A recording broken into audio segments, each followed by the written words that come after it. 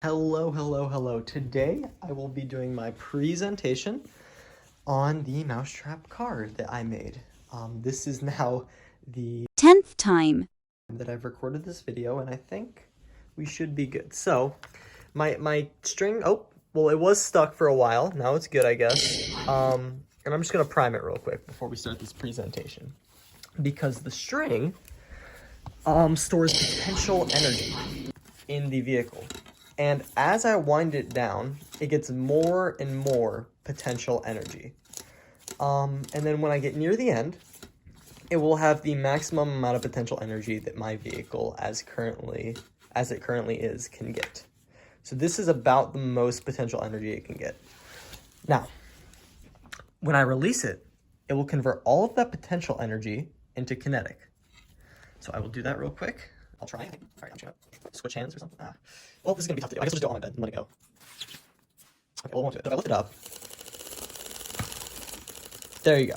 It got caught, but that's basically the premise. I mean, you let go, and then all the potential energy stored in the axle is released and converted into kinetic energy. So the Mousetrap itself is working as a lever for positive work, and the friction is also acting on the car, doing negative work, slowing it down. And the forces acting on it are just going to be this pulling force and the friction. All right. What's the next thing on the list? Sorry. All right. Now we're going to evaluate my car. So, my Mousetrap car, his name is Vector. And I decided to name him Vector because, first of all, I love Despicable Me.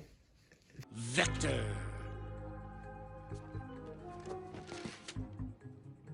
It's a mathematical term, a quantity represented by an arrow with both direction and magnitude.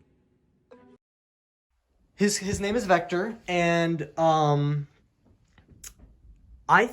put not a lot of thought into him, but I put a lot of creative thought into him, because I'm like, what is going to be the best way to make a long distance car? And I assumed that if you had a longer string, then you could have more string around the axle, which would let it roll, spin longer, which should give it a longer distance, granted that my car's not complete crap. And it wasn't complete crap, so it did go pretty far. I think I got second place in the class, and I'm pretty content with that. But yeah, I mean, could I improve it? Yes. Will I talk about that now? No. Yes.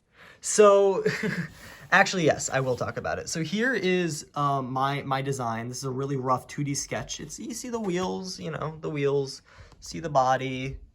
The Mousetrap's there, and then you have the rod going out with the string.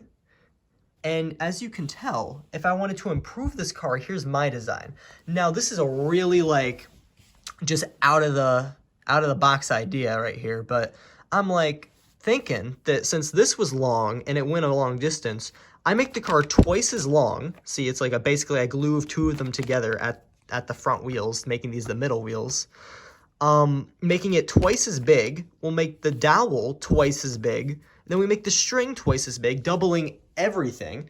Now, I don't think that would double the distance, because physics, it would weigh more, stuff like that, but I do think it would go a lot further than just this alone, if built properly, of course.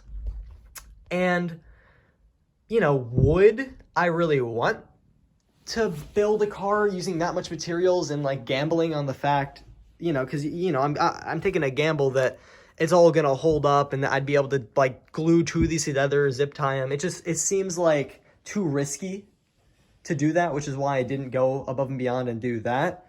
But I'm content with where it was. I like that it got second place. I got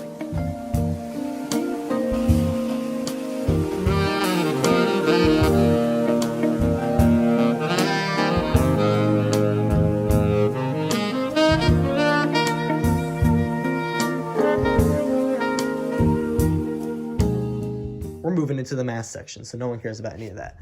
So for the math of my car, the mechanical advantage for the Mousetrap is going to be the I know I'm stuttering, but I know what I'm talking about. The mechanical advantage for the Mousetrap is going to be the 2 centimeters right.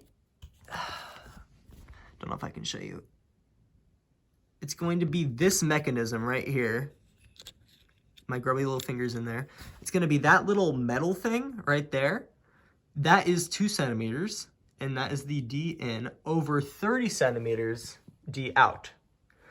Resulting in the mechanical advantage for the Mousetrap would be 0.066. That little hat, that little thing on top of the sixes means repeating, if you weren't aware, for anyone watching this who isn't Mr. Gambasini. Or Mr. Gambasini, if you don't know what that means, it means repeating. And then, now it's out of focus, but the mechanical advantage for the CDs, or the wheels, is going to be 0.25 centimeters over 2.375 centimeters for a mechanical advantage of 0.105. You find the D out by finding the diameter, dividing it by 2, or just finding the radius if you're lazy. And then to find the D in, you just need to, measure how big your axle hole thingy is. And so that's basically my Mousetrap car. Overall, I wouldn't really want to do more with this car because I think it's a pretty solid car. I think if I really wanted to beat everyone in the class, I would definitely spend at least 2 or 3 hours or some insane amount of time perfecting these wheels, making sure they're perfectly straight, doing some tests, making sure that it's always going to roll straight no matter what. I might even add some balloons to the edges because I read online that adding balloons to the edges of your CDs, makes it better for the initial. Because I feel like it maybe spins a little too fast and burns out. Because I think the friction helps you at that beginning to make sure you grip that ground.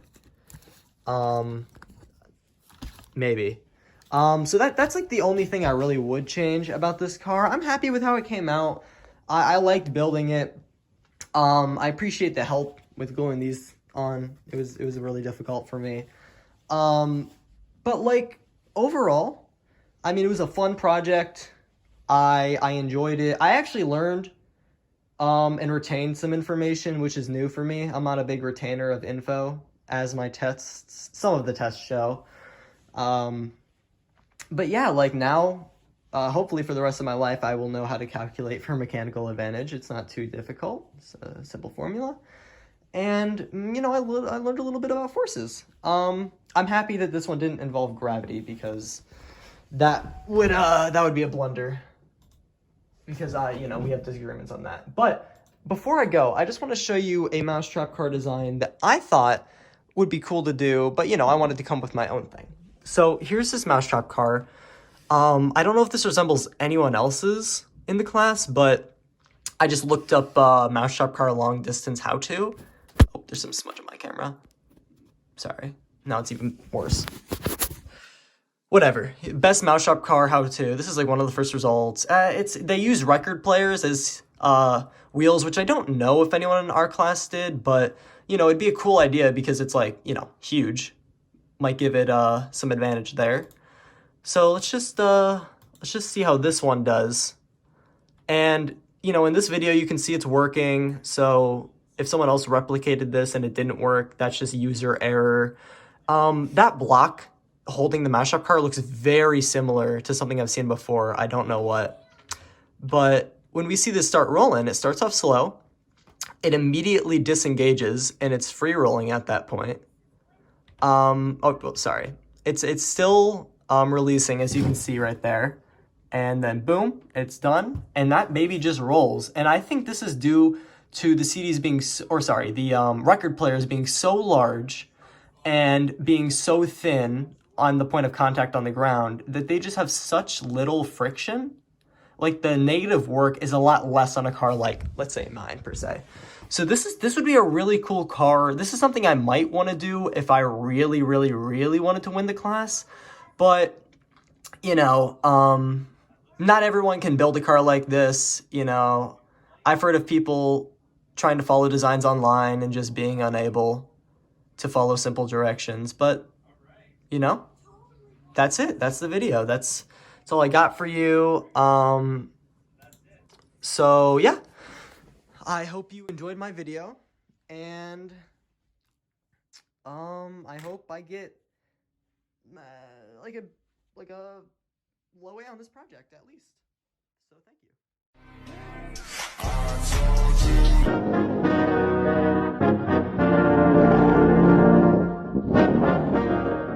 Hey everybody, thanks for watching yet another video.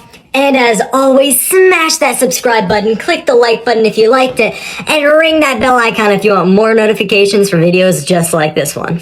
And as always, have a great rest of your weekend.